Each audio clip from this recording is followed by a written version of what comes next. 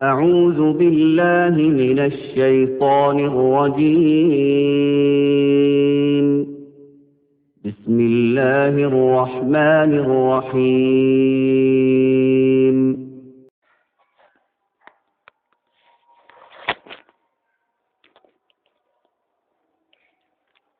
بسم الله الرحمن الرحيم. نحمده ونصلي على رسوله الكريم، أما بعد. قال الله تبارك وتعالى: أعوذ بالله من الشيطان الرجيم. بسم الله الرحمن الرحيم. إنما المؤمنون إخوة فأصلحوا بين أخويكم واتقوا الله لعلكم ترحمون. وقال تعالى: واعتصموا بحبل الله جميعا ولا تفرقوا. صدق الله العظيم. وقال النبي صلى الله عليه وسلم: المسلم أخو المسلم، او كما قال عليه الصلاة والسلام. میرے محترم بھائیوں، بزرگوں، دوستو،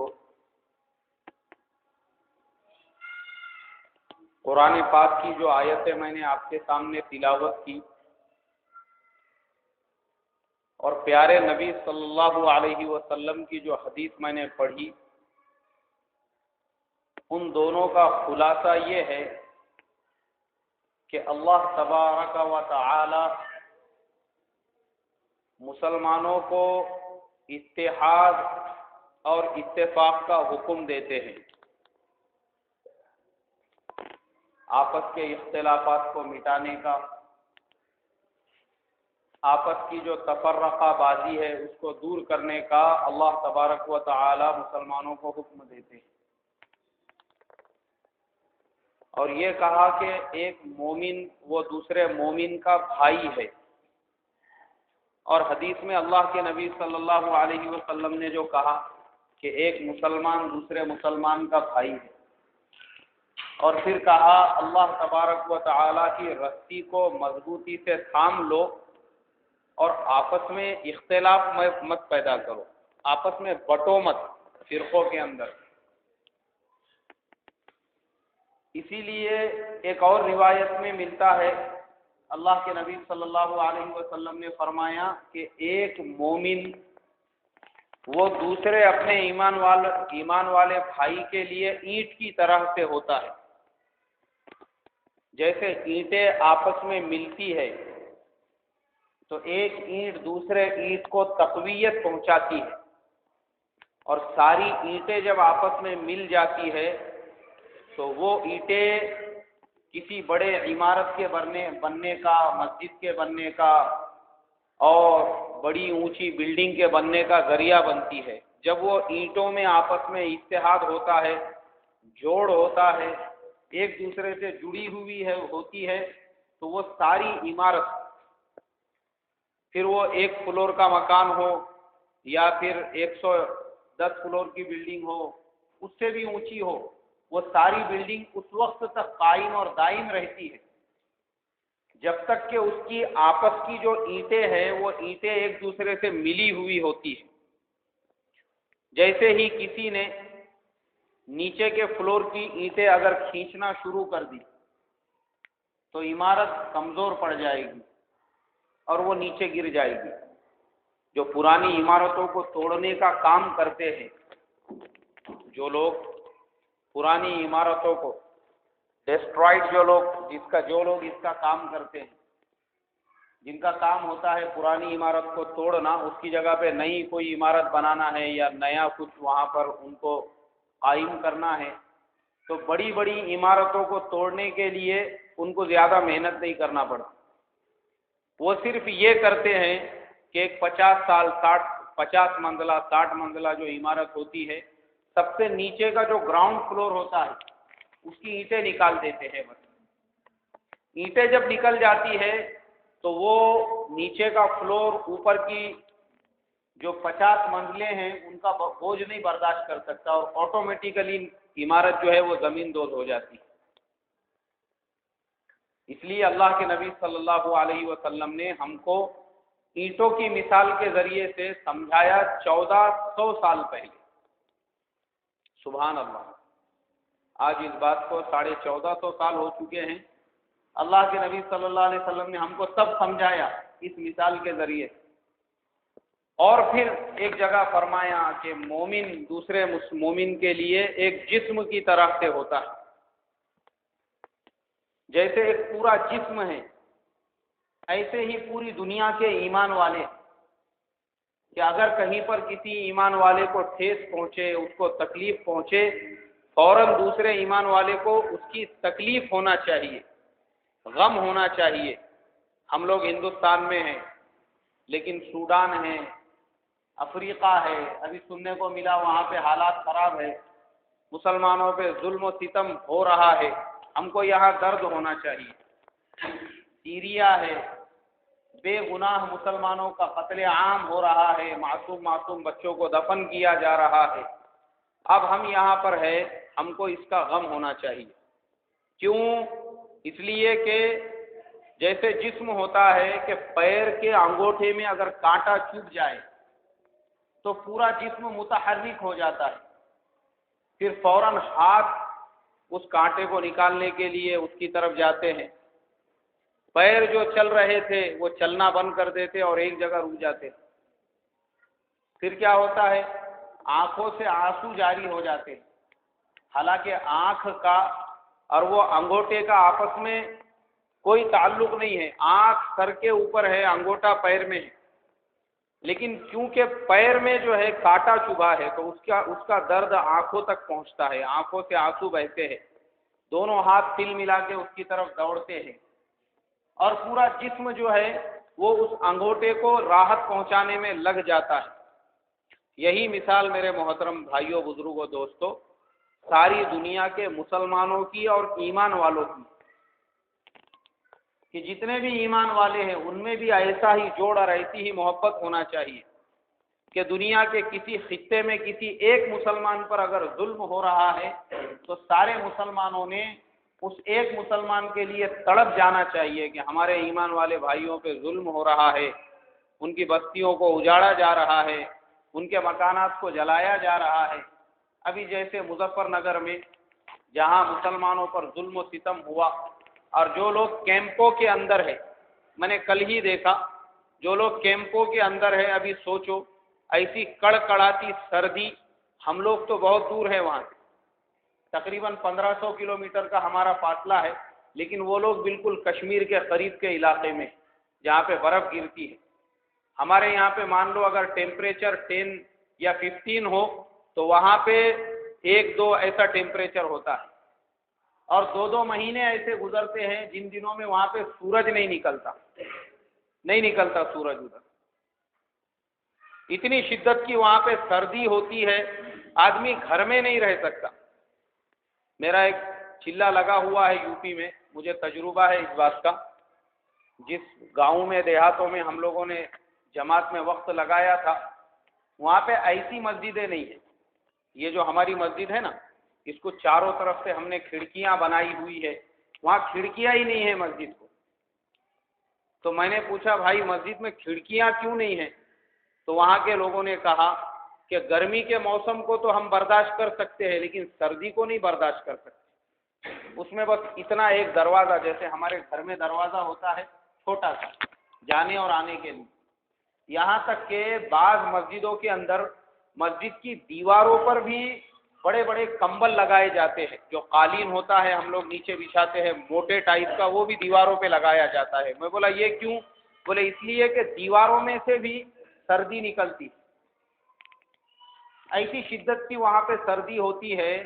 ایسے حالات میں وہ مسلمان جن پہ ظلم ہوا، ستم ہوا، وہ بیچارے کھلے میدانوں کے اندر، نہ ان کے پاس سردی سے بچنے کا کوئی ٹھکانہ ہے، نہ ان کے پاس راحت رسانی کا کوئی سامان ہے، کچھ بھی نہیں ہے. وہ ہمارے ایمان والے بھائی آج سردی کی حالت میں میدانوں میں راتیں گزار رہے ہیں. اور اسی وجہ سے ان کیمپوں کے تقریباً 100 سے زیادہ بچے ابھی تک مر چکے ہیں. 100 سے زیادہ بچے مر چکے ہیں. مگر چونکہ ہمارا جو ملک ہے یہاں پہ ایک ایسی لابی ہے جن کے دلوں میں خاص طور پہ مسلمانوں کے لیے نفرت ہے، چاہے وہ کسی بھی پارٹی کے ہو، لیکن چڈی انہوں نے وہی پہنی ہوئی ہے خاکی کلر کی اندر سے، ان کے دلوں میں وہی مسلمانوں کے لیے تعصب ہے۔ امریکہ کے اندر ایک عورت ہمارے ملک کی وہ گناہ کرتی ہے، اس نے گناہ کیا کہ ڈپلیکیٹ جو ڈاکیومنٹ رہتے وہ ڈاکیومنٹ بنا کے اپنے نوکر اور نوکرانی کا ویزا لیا، ان کا ویزا حاصل کیا، ڈپلیکیٹ سب ڈاکیومنٹ بنائے، ان کے جو سرٹیفکیٹس ہوتے ہیں اور ان کے جتنے بھی کاغذات، کیونکہ ہمارا جو ملک ہے ہمارے یہاں کوئی بھی چیز کا ڈپلیکیٹ بنانا کوئی مشکل نہیں، آپ کو اوریجنل کے لیے اگر آپ کو راشن کارڈ بنانے کا ہے تو 3 مہینے تک چکر مارنا پڑیں گے تو بھی نہیں ملے گا، اور ڈپلیکیٹ چاہیے تو 1000 روپے میں آپ کے گھر پہ لا کے دے دیں گا بنانے والا، نہیں آپ مت آؤ بولے وہاں پہ، میں سب کرتا نا، بہت اندر تک پہنچے بولے اپنی، کیوں؟ ہمارے یہاں پہ یہی حال ہے۔ تو ہمارے یہاں پہ جو سرٹیفکیٹ اور جو ڈگریاں ہوتی ہیں نا وہ لینا بھی کوئی بڑی بات نہیں ہے، آپ کو 10,000 میں بی کام کی بی ایس سی کی ڈگری مل جائیں گی، ہندوستان میں ایسی بھی یونیورسٹیز ہے، اور ڈپلیکیٹ آپ کو ڈپلوما کے سرٹیفکیٹ وہ سب مل جائیں گے۔ تو وہ عورت نے ایسا ہی کیا، اس کو نوکر چاہیے تھے گھر کے لیے، لیکن وہاں کے ملکوں کا قانون ایسا ہے کہ وہاں پر اگر آپ کو نوکر بھی چاہیے تو اس نے جو لائن کا آپ کو نوکر چاہیے اس میں ڈپلوما کیا ہوا ہونا چاہیے۔ ہمارے یہاں کے جیسا نہیں ہے کہ ہم نے کسی کو بھی نوکر رکھ لیا، ویسا نہیں، اگر آپ نوکر بھی رکھتے ہیں، مثال کے طور پہ اگر اس کو گھر میں باغبانی کے لیے رکھتے ہیں تو اس نے کسی بھی ایگریکلچر یونیورسٹی سے 6 مہینے کا یا سال بھر کا ڈپلوما کیا ہوا ہونا چاہیے، وہ سرٹیفکیٹ کے بیس پہ ہی ویزا ملتا ہے۔ اور اگر آپ باورچی رکھتے ہیں تو اس نے کچن مینجمنٹ کا ڈپلوما یا کورس کیا ہوا ہونا، اس کے بعد ہی آپ کو باورچی کا ویزا ملے گا۔ تو یہ عورت کو 2 نوکروں کی ضرورت تھی، اس نے ان کے سارے ڈاکیومنٹ ڈپلیکیٹ بنائے اور بنانے کے بعد میں ان کا ویزا حاصل کیا، لیکن جب وہاں کی گورنمنٹ کو پتا چلا تو انہوں نے اس مالکن کو اٹھا کے جیل میں ڈال دیا۔ اب وہ ایک عورت کو جیل میں اٹھا کے ڈالا اس کے جرم کرنے کی بنا پر، مگر ہمارے ملک کے سارے لوگ ایسے تل ملا گئے، ایسا لگا جیسا سب کے دم پہ پاؤں رکھے ہوا ہے کسی نے، تو کوں کوں کوں کرنا شروع کر دیے سب۔ امریکہ نے اٹھا کے ایک عورت کو جیل میں ڈالا تو یہاں سب کو درد ہو رہا ہے، اور مظفر نگر کے وہ جو کیمپوں میں مسلمان پڑے ہوئے ہیں 100 سے زیادہ بچے سردی کی وجہ سے مر چکے ہیں، لیکن یہاں پہ کسی کو کانٹا بھی نہیں چبھ رہا ہے، یہاں پہ کسی کو کوئی ان کے بارے میں فکر نہیں ہے، یہاں پہ ان کے بارے میں کسی کے اندر جو ہے حرکت نہیں پیدا ہو رہی ہے کہ ان مسلمانوں کے رہنے کا کیا انتظام کیا جائے، لیکن وہ عورت کی فکر ہے۔ یہ لوگ اس کو ذلت سمجھ رہے ہیں، بولے ہماری ذلت ہو گئی کہ ہمارے ایک عورت کو اٹھا کے انہوں نے جیل میں ڈال دی، اور یہاں مسلمانوں کے معصوم بچے سردیوں میں بلک رہے ہیں، اور مسلمانوں کی جو کھڑی کھیتیاں ہیں گنے کی، وہ ہزار ایکڑ زمین کو، جو مسلمانوں کی زمینیں سب ایک ساتھ میں تھی، پورا اس کو کاڑی لگا کے آگ لگا دی گئی، جس پہ مسلمانوں نے سال بھر محنت کی ہوئی تھی، پورے کھیت ان کے جلا دیے گئے، لیکن ہمارے میڈیا کے پاس، ہماری گورنمنٹ کے پاس، ہمارے لوگوں کے پاس میں ان کے لیے ٹائم نہیں ہے۔ کیوں نہیں ہے؟ اس لیے کہ وہ مسلمان ہیں۔ ایک عورت کے لیے ہے، سب تل ملا، ساری پارٹیاں وہ ٹائم پہ ایک پلیٹ فارم پہ آ جاتی ہے، سارے لیڈر وہ ٹائم پہ ایک پلیٹ فارم پہ آ جاتے ہیں، سب متحرک ہو جاتے ہیں کہ وہ عورت جو ہے اس کو جیل میں اٹھا کے ڈال دیے تو ہماری ذلت ہو گئی، اور یہاں مسلمانوں کی 1000 ایکڑ زمین کھڑی فصل جس میں لگی ہوئی تھی ان کو جلا دیا گیا، تو کسی کی پیشانی پہ بل بھی نہیں آ رہا ہے۔ 100 سے زیادہ بچے سردی کی وجہ سے مر گئے، ان کے انتقال ہو گئے، ان بچوں کی کسی کو فکر نہیں ہے کہ وہ لوگ ابھی بھی سردی میں ٹھٹر رہے ہیں، تو بھی ان کے بارے میں کوئی فکر نہیں۔ مگر چونکہ ہم مسلمان ہیں، چھوڑ دو غیروں کو، اگر ان کو ہماری فکر نہیں ہے تو ہم کمزور نہیں ہیں، ہندوستان کا مسلمان کمزور نہیں ہے۔ یہ تو کچھ بھی ظلم و ستم نہیں، مسلمانوں پر تو ایسے ظلم و ستم ہوئے ہیں کہ کچھ لوگ تو یہ چاہتے تھے کہ ہندوستان میں نہ کوئی مسجد باقی رہے نہ مسلمان باقی رہے۔ آج بھی جو مسلمانوں کے بہت سارے لوگ دشمن ہیں، وہ اسی وجہ سے دشمن ہیں کہ ان کو مسلمانوں کو دیکھنے سے تکلیف اور درد ہوتا ہے کہ یہ مسلمان اتنی ترقی کیسے کر رہے ہیں بغیر کسی سپورٹ کے، بغیر کسی کے ان کو ہیلپ کیے، کہ اس کے باوجود الحمدللہ اس ملک میں مسلمان باقی ہے اور عزت کے ساتھ سر اٹھا کے جی رہے ہیں۔ تو یہ تو چھوٹا سا واقعہ ہے، اس سے بڑے بڑے یہ کیے گئے، لیکن اللہ تبارک و تعالی ہمارے بزرگان دین، ہمارے جو اکابرین، جنہوں نے اس نازک وقت میں جو فیصلے لیے، ان کو جزائے خیر عطا فرمائے۔ حضرت مولانا ابوالکلام آزاد پہلے نمبر پہ، اور پھر ان کے ساتھ میں جو لوگ ہندوستان میں رک گئے، مفتی کفایت اللہ صاحب جنہوں نے تعلیم الاسلام لکھے ہوئی ہے، مولانا حسین احمد مدنی رحمۃ اللہ علیہ، اور اسی طریقے سے ہمارے بڑے بڑے علماء، اس میں حضرت شیخ زکریا ہے، حضرت جی مولانا یوسف صاحب رحمۃ اللہ علیہ ہے، یہ وہ لوگ ہیں جو ہندوستان میں باقی رہے۔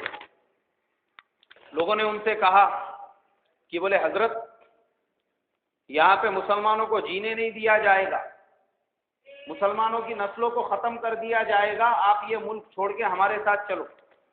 انہوں نے کہا بھائی چلنے کو تو ہمارا بھی دل چاہتا ہے، مگر کیا کرے، جامع مسجد کے مینارے جھک جھک کے ہم سے یہ کہتے ہیں کہ ہم کو کس کے بھروسے پہ چھوڑ کر جا رہے ہیں۔ دلی کی جو جامع مسجد ہے اس کے مینارے ہم سے جھک جھک کر یہ کہہ رہے ہیں کہ تم یہ ملک چھوڑ کے تو جا رہے ہو، مگر ہم کو کس کے بھروسے پہ چھوڑ کے جا رہے ہو۔ تو بولے یہ جو بڑی بڑی مسجدیں ہمارے باپ دادا نے یہاں پہ بنائے ہوئے ہیں، یہ ہم کو روک رہی ہے، اس لیے ہم اس ملک سے نہیں جا سکتے۔ رک گئے وہ یہاں پر ثابت قدمی کے ساتھ، ورنہ مسجدیں ویران کر دی گئی تھی، مگر اللہ تبارک و تعالیٰ نے اسلام کو مٹنے نہیں دیا۔ کیوں؟ خدا کا نظام ہے، قرآن میں کہا انا نحن نزلنا الذکر وانا لہ لحافظون، کہا کہ یہ ہمارا دین ہے اور ہم اس کی حفاظت کرنے والے ہیں۔ اللہ نے وعدہ لیا ہے، اگر اللہ تبارک و تعالیٰ دین کے حفاظت کی ذمہ داری ہم کو دیتا تھا تو پتہ نہیں یہ دین ابھی تک باقی بھی رہتا تھا یا نہیں رہتا تھا، مگر خود اللہ تبارک و تعالیٰ نے ذمہ داری لی اور کہا ہم اس دین کی حفاظت کریں گے، اور حفاظت کر کے بتائی اللہ تبارک و تعالیٰ نے کہ اتنا سب کچھ ہونے کے باوجود الحمدللہ آج پوری دنیا میں سب سے زیادہ آبادی مسلمانوں کی ہندوستان میں کی، پوری دنیا میں سب سے زیادہ جو آبادی ہے مسلمانوں کی وہ اس ملک ہندوستان میں ہی ہے۔ ہندوستان جب آزاد ہوا تھا 1947 میں، ملک کی آبادی 40 کروڑ تھی، جس میں مسلمان مشکل سے 3 سے 4 کروڑ تھے۔ آج اس ملک میں مسلمان 30 سے 35 کروڑ ہیں، پرسنٹیج کے حساب سے ہم 20 سے زیادہ ہیں۔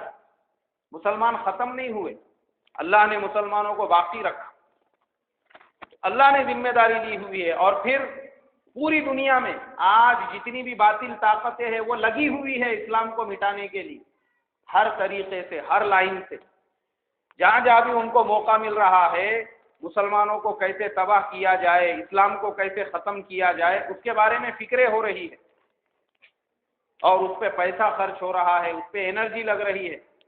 اگر پرنٹ میڈیا کے ذریعے سے کر سکتے ہیں تو پرنٹ میڈیا میں اسلام کو بدنام کرنے کی کوششیں کی جا رہی ہے، الیکٹرانک میڈیا کے ذریعے سے کر سکتے ہیں تو الیکٹرانک میڈیا میں ایسے ایسے پروگرام بنا کے ڈالے جا رہے ہیں تاکہ لوگ دیکھنے کے بعد اسلام سے نفرت کرنے لگے۔ پھر انٹرنیٹ کے ذریعے سے آئی ٹی کی جتنی لائنیں ہیں، ایسی ایسی ویب سائٹیں بنائی ہوئی ہے کہ لوگ اس کو پڑھنے کے بعد اسلام سے نفرت کرنے لگے، مسلمانوں کی شکل و صورت کو اور اسلام کو ایک دم بگاڑ کے اس کے اندر پیش کیا گیا ہے۔ مگر اللہ نے اسلام کے حفاظت کی ذمہ داری لی اور کہا کہ اسلام کی فطرت میں قدرت نے لچک دی ہے، اسلام کی فطرت میں قدرت نے لچک دی ہے، اتنا ہی یہ ابھرے گا جتنا کہ دباؤں گے، جتنا دبانے کی کوشش کی جائیں گی اتنا ہی یہ ابھرے گا۔ تو کیا ہوا؟ یہودیوں نے اتنی جو سازشیں کی، پرنٹ میڈیا کا، الیکٹرانک میڈیا کا اور آئی ٹی انفارمیشن ٹیکنالوجیز کا جو یوز کیا اسلام کے اگینسٹ میں، تو کیا اسلام ختم ہو گیا؟ نہیں، یہ تو خدا نے قدرتی اس میں لچک دی ہے، جتنی کوشش کرو گے بدنام کرنے کی اور اسلام کو دبانے کی، اللہ اس کو اتنی ہی عزت کی بلندیوں پہ پہنچائے گا، اور اللہ نے کر کے بتایا۔ آپ کو معلوم ہے آج دنیا میں سب سے زیادہ تیزی کے ساتھ پھیلنے والا کوئی مذہب ہے تو وہ اسلام ہے۔ میں نے 3 دن پہلے ہی ویکیپیڈیا کے اندر خاص طور پہ دیکھا وچ ریلیجن از دا گروونگ، کون سا مذہب ایسا ہے جو ایک دم فاسٹ ہے، دنیا میں سب سے تیزی کے ساتھ جو پھیل رہا ہے، کون سا مذہب ایسا ہے؟ اس کے اندر انہوں نے پورا ڈیٹیل دیا، آپ کو بھی دیکھنے کا ہے، آپ دیکھ سکتے۔ 6 مذہبوں کا ذکر کیا۔ اسلام کا ذکر ایسے کیا کہ 4% مسلمان ہر سال پوری دنیا میں بڑھ رہے ہیں۔ کتنے پرسنٹ بڑھ رہے ہیں؟ 4% مسلمان۔ اب 4% اگر ہم لگائیں گے تو پوری دنیا کی جو آبادی ہے وہ تقریباً 700-800 کروڑ کی۔ 1% پکڑیں گے تو کتنے ہو رہے؟ 8 کروڑ۔ 2 پکڑیں گے تو 16 کروڑ، 32، 64۔ ہر سال مسلمانوں کی آبادی پوری دنیا کے اندر اگر 4% کے حساب سے لیا جائے تو 32 کروڑ بڑھ رہی ہے۔ کتنی بڑھ رہی ہے؟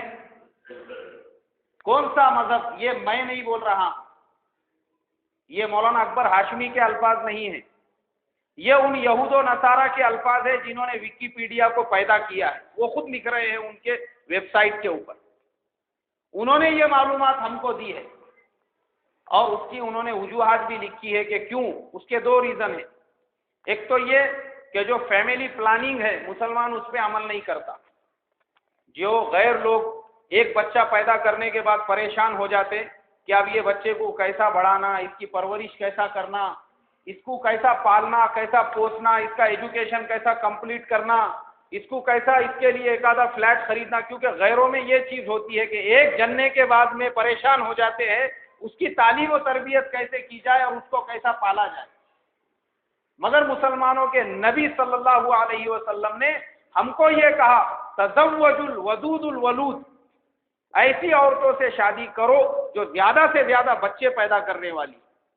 بولے حضور کیوں؟ کہا کہ قیامت میں جس کے جتنے زیادہ بچے ہوں گے میں اس پر فخر کروں گا، اپنی امت پر، کہ سب سے زیادہ میری امت ہو۔ ہمارے نبی نے یہ حکم دیا، تو مسلمان فیملی پلاننگ پہ کوئی عمل نہیں کرتا، بلکہ مسلمان جو ہے اللہ کی ذات پہ بھروسہ کر کے 4 بچے ہیں، 5 بچے ہیں، 6 بچے ہیں۔ ایک بزرگ سے میری ملاقات ہوئی، ان کے 55 بچے ہیں۔ کتنے بچے تھے؟ ایسے بھی بچے۔ اللہ تبارک و تعالی نے برکتیں دی ہے اولاد میں، کس کی ذات پہ بھروسہ کر کے؟ بولے اللہ کی ذات پہ۔ کون پالنے والا ہے؟ اللہ پالنے والا ہے۔ تو انہوں نے 2 ریزن لکھے، ایک تو یہ کہ مسلمان فیملی پلاننگ پہ نہیں چلتا۔ ہمارے مولانا عاقل صاحب تھے حیدرآباد کی، اللہ تبارک و تعالی ان کی قبر کو نور سے بھر دے، بہت بڑے اللہ والے اور بزرگ آدمی تھے۔ تو وہ بزرگ آدمی تھے، وہ اس زمانے میں تھے ایمرجنسی کے پیریڈ میں، جس زمانے میں زبردستی لوگوں کو پکڑ پکڑ کے ان کی نسبندی کرائی جاتی تھی۔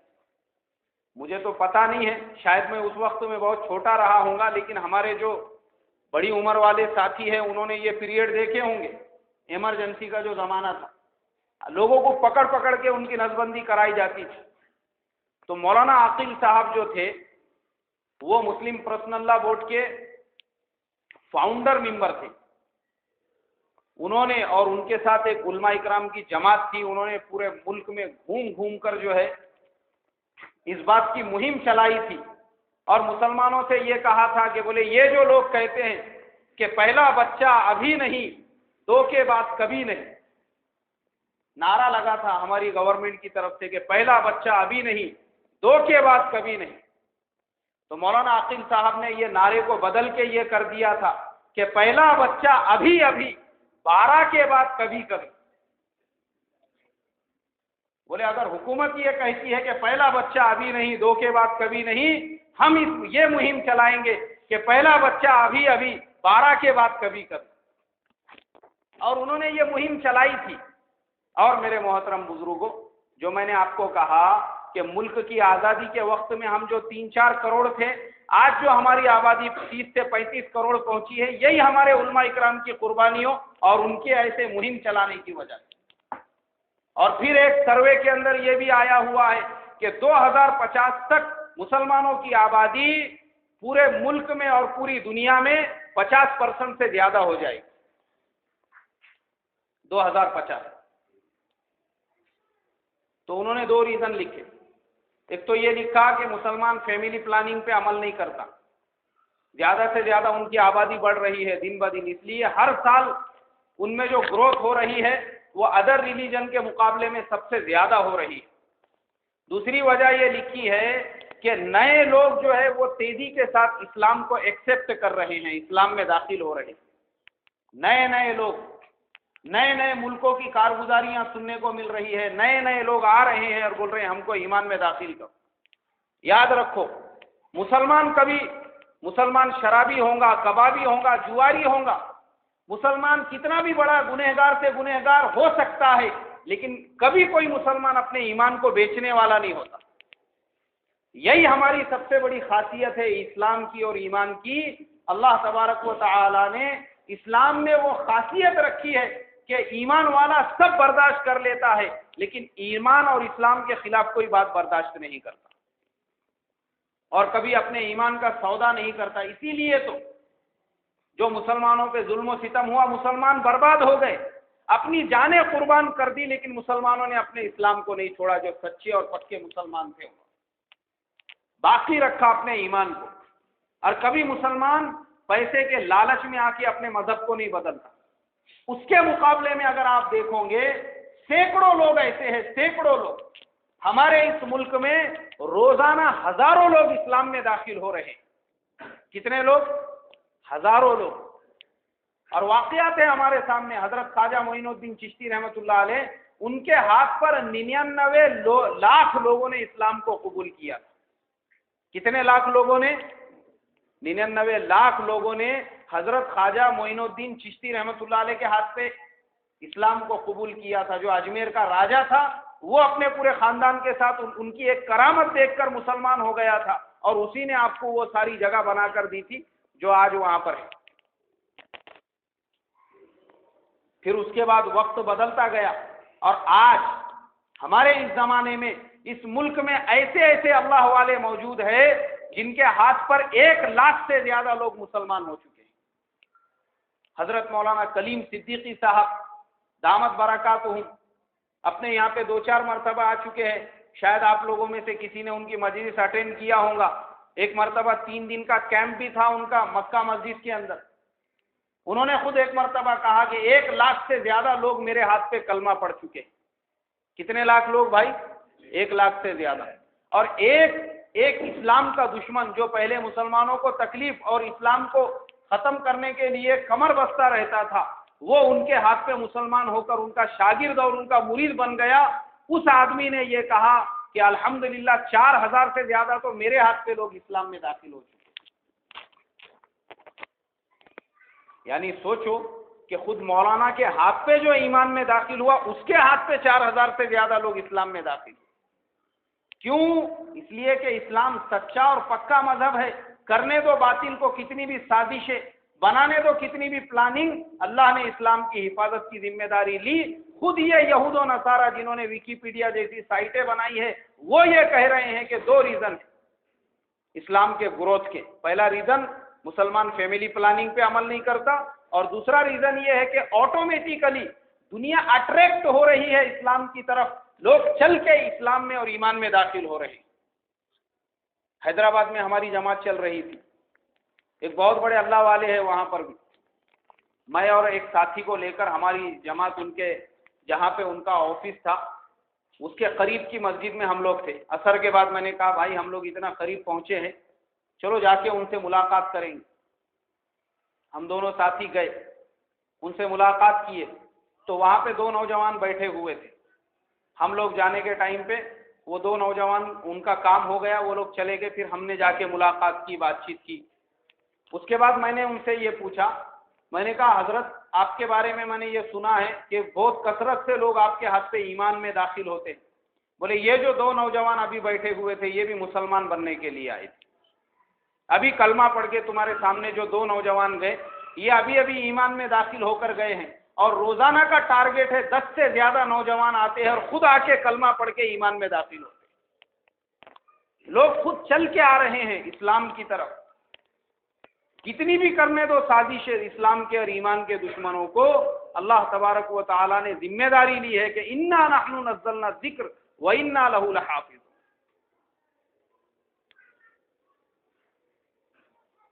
پوری دنیا میں اسلام ایسے عام ہو رہا ہے۔ ایک بہت بڑے عالم دین ہیں، وہ جہاں پہ بھی سفر میں جاتے ہیں وہ اپنا سفر نامہ لکھتے ہیں کتاب کے اندر۔ تو میرے پاس میں ان کی ایک کتاب ہے ان کے سفر ناموں کی۔ انہوں نے انگلینڈ کا سفر نامے کی کارگزاری لکھی ہوئی ہے۔ انہوں نے لکھا ہے میں آج سے 25 سال پہلے انگلینڈ آیا تھا، 25-30 سال پہلے، تو پورے لندن شہر کے اندر ایک جگہ ایسی تھی جہاں پہ مسلمان نماز پڑھتے تھے۔ کتنی جگہ پہ؟ صرف ایک جگہ ایسی تھی جہاں پر مسلمان نماز پڑھا کرتے تھے، یعنی ان کو نماز پڑھنے کے لیے جگہ تھی۔ لیکن آج میں دیکھ رہا ہوں تو مجھے یہ پتا چلا ہے کہ پورے انگلینڈ میں 2500 سے زیادہ نئی مسجدیں بن چکی ہیں۔ کتنی مسجدیں؟ 2500 سے زیادہ نئی مسجدیں وجود میں آ چکی ہے۔ دن بدن لوگ انگریز خود آ رہے ہیں اور بول رہے ہیں کہ ہم کو کلمہ پڑھاؤ اور ہم کو ایمان میں داخل کرو۔ 2500 سے زیادہ مسجدیں آج قائم ہو چکی ہیں۔ ہر ملک کی یہی کارگزاری ہے۔ میرے دوست وہ اس سے پہلے افریقہ گئے تھے، کانگو، تو وہ ان کی کارگزاری سنا رہے تھے۔ بولے حافظ صاحب ہم لوگ جب گشت کے لیے نکلتے تھے، مسلمانوں میں جب ہم بات کرتے تھے تو غیر آ کے چاروں طرف سے کھڑے ہوتے تھے، کہتے تھے کہ بھائی تم جو دعوت لے کر آئے ہو یہ صرف مسلمانوں کے لیے ہے، کیا ہم ایمان میں داخل نہیں ہو سکتے؟ کیا ہمارے لیے اسلام نہیں ہے؟ اور کہا کہ روزانہ نئے نئے غیر کئی لوگ ایسا آتے تھے اور آ کے ایمان میں داخل ہوتے۔ میرے محترم بھائیوں، بزرگوں، دوستوں، یہ ساری کارگزاری میں آپ کو اس لیے سنا رہا ہوں تاکہ ہمارے دلوں میں اسلام کی اور ایمان کی محبت پیدا ہو، اور یہ ہمارے دل کے اندر بات آئے کہ آج پوری دنیا اسلام کی طرف مڑی ہوئی ہے۔ آج نئے نئے لوگ ایمان میں اور اسلام میں آ رہے ہیں، تو ہم خاندانی مسلمانوں کا کیا کام؟ ہم خاندانی مسلمانوں کا کام یہ ہے، جو آیت میں نے پہلے پڑھی کہ اللہ کہتا ہے کہ اے مسلمانوں تم سب اللہ کی رسی کو مضبوطی سے تھامو۔ ہمارا کام یہ ہے میرے بھائیوں، ہم اپنے اختلافات کو بھلا کر، آپس کے جھگڑوں کو بھلا کر، جماعتوں اور فرقوں کے نام پہ ہم نے یہ جو ٹولیاں بنا لی ہے ان سب کو بھلا کر ہم ایک پلیٹ فارم پہ آنے کی کوشش کریں۔ آج ہمارے لیے اس کا وقت آ چکا ہے۔ اگر یاد رکھو ہم ایک پلیٹ فارم کے اوپر نہیں آئیں گے تو نئے بہت سارے لوگ ایسے ہیں جو اسلام سے اس لیے رکے ہوئے ہیں، ان کو کہا جائے کہ بھائی ایمان میں داخل ہو جاؤ تو وہ کہتے ہیں کہ کون سے ایمان میں، کس جماعت کے اسلام میں ہم داخل۔ یاد رکھو میں ہمیشہ یہ بات کہتا ہوں کہ ہر آدمی وہ جس مسلک پہ عمل کر رہا ہے، جس جماعت پہ وہ چل رہا ہے، وہ اپنے مسلک پہ عمل کرتا رہے، لیکن کسی دوسرے کو برا بھلا نہ کرے، کسی دوسرے کی ہجو نہ کرے۔ آج مسلمانوں کو سب سے بڑا جو نقصان پہنچ رہا ہے ہمارے آپس کے اختلافات اور آپس کے جھگڑوں کی وجہ سے۔ آج ہمارے اندر اتنا اختلاف آ چکا ہے، آپس کے اندر اتنا توڑ پیدا ہو چکا ہے کہ ایک جماعت والا دوسرے جماعت والے کو بات کرنے کے لیے تیار نہیں۔ ٹوپی دیکھ کے آدمی سلام کرتا، کپڑے دیکھ کے آدمی سلام کرتا، اپن سلام کرنے کا ہے تو بولے ارے نہیں اس کو سلام مت کرو، اس سے ملاقات مت کرو، کیوں نہیں یہ اپنا آدمی نہیں ہے بولے۔ آج ہم نے اسلام کو کنجسٹڈ کر دیا، اور اللہ نے کہا کہ اسلام وہ تو سمندر کے جیسا ہے، ہم نے محدود کر دیا۔ ہمارے مدرسوں کا بھی یہی حال ہو گیا ہے کہ ایک مدرسے والا دوسرے مدرسے والے کی تعریف سننے کو تیار نہیں، ایک مدرسے والا دوسرے کی تائید کرنے کو تیار نہیں۔ اگر کہ کوئی مسجد ہے تو ایک مسجد کے لوگ دوسری مسجد کی مدد کرنے کو تیار نہیں۔ ایسے ہم نے اپنے دین کو جو ہے اپنے مسجدوں تک، اپنے محلوں تک، اپنے مدرسوں تک، اپنی جماعتوں تک سمیٹ کے رکھ دیا۔ اس کی وجہ سے جو بہت سارے لوگ جو ہے وہ اسلام سے رکے ہوئے ہیں، کیونکہ ہم بیچ میں روڑا بنے ہوئے ہیں ان کے اور اسلام کے درمیان۔ اگر ہم صرف مسلمان رہتے تو میرے محترم بزرگوں دوستو، ہمارا اسلام ان کے ایمان میں آنے کا ذریعہ بنتا تھا۔ آج ضرورت اس بات کی ہے کہ اللہ کے نبی صلی اللہ علیہ وسلم ہم کو کیا دے کر گئے ہیں؟ ہم کو اخلاق دے کر گئے۔ اللہ کے نبی صلی اللہ علیہ وسلم اپنی زندگی ہم کو دے کر گئے، ہم کو قرآن دے کر گئے۔ میرا، آپ کا، ہم تمام کا یہ فرض بنتا ہے کہ ہم اس کا کھلا ہوا نمونہ بن کر غیروں کو بتائے، دوسروں کو دکھائے، تاکہ وہ ہماری زندگی دیکھ کر ایمان میں داخل۔ اور مثالیں ہیں ہمارے سامنے، مثالیں۔ میں نے اس سے پہلے بھی کہا تھا کہ ہمارے حضرت مولانا یونس صاحب رحمۃ اللہ علیہ، دیکھو لوگ مسلمان کو دیکھ کر کیسے ایمان میں داخل ہوتے ہیں۔ خالی نمونہ آنا چاہیے سامنے، ویوہار کی لائن سے، لین دین کی لائن سے غیروں کو امپریس تو کر کے دیکھو کیسے وہ اسلام میں نہیں داخل ہوتے۔ ہمارے مولانا یونس صاحب رحمۃ اللہ علیہ، اللہ نے ان کو وہ عزت کی چوٹی پہ بٹھایا تھا کہ عالمی لیول پر لوگ ان کو پہچانتے تھے، ان سے محبت کرتے تھے، ان کا بیان اور ان کی بات سننا چاہتے تھے۔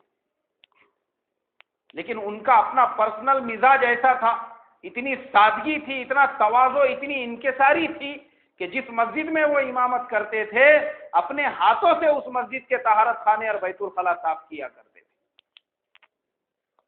تو شنکر نام کا ایک بھنگی، ایک صفائی کرنے والا، وہ روزانہ آتا تھا، اور مولانا یونس صاحب رحمۃ اللہ علیہ جو مسجد کے امام اور پورے مہاراشٹر، ہندوستان، عالم لیول کے جو دعوت کے لائن سے ذمہ دار سمجھے جاتے تھے، وہ اس کے ساتھ میں چل کر جو ہے اس کی مدد کرتے تھے اور دھونے میں اور صفائی کے اندر اس کا ساتھ دیتے تھے۔ یہ معاملہ ایک دن نہیں چلا، ایک مہینہ نہیں چلا، کئی سالوں تک چلا۔ یہ دیکھنے کے بعد وہ جو غیر ایمان والا شنکر تھا، وہ حضرت کے پاس ہاتھ جوڑ کے ایک دن نہا دھو کے آ کے کھڑا ہو گیا اور کہنے لگا کہ حضرت، اگر وہ اسلام جو تم میرے سامنے روزانہ پیش کرتے ہو یہی اسلام ہے، یہ جھوٹا مذہب نہیں ہو سکتا، یہ تو اللہ کا سچا اور پکا مذہب ہے۔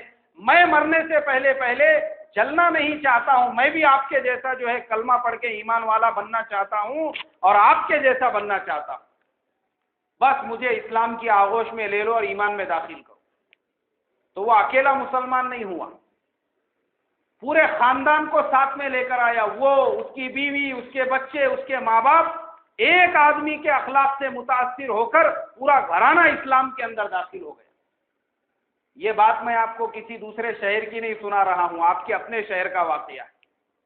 پورے خاندان کے ساتھ اسلام میں اور ایمان میں داخل ہو گیا۔ پھر آج ہمارے اندر کیا کمی رہ گئی کہ جس کی وجہ سے ہم روڑا بنے ہوئے ہیں اسلام کے اور غیروں کے درمیان؟ آج ضرورت اس بات کی ہے میرے بھائیوں، بزرگوں، دوستو، ہم اپنے آپس کے اختلافات کو، آپس کے جھگڑوں کو بھلا کر اللہ کے نبی صلی اللہ علیہ وسلم کے وہ اخلاق دوسروں کے سامنے پیش کرے کہ ہماری زندگیوں کو دیکھ کر لوگ اسلام میں اور ایمان میں داخل ہو۔ کریں گے بھائی سبھی اس کی فکر؟ اللہ مجھے آپ کو کہنے سننے سے زیادہ عمل کی توفیق عطا فرمائے۔ جن کی سنتیں باقی ہے وہ پڑھ لے۔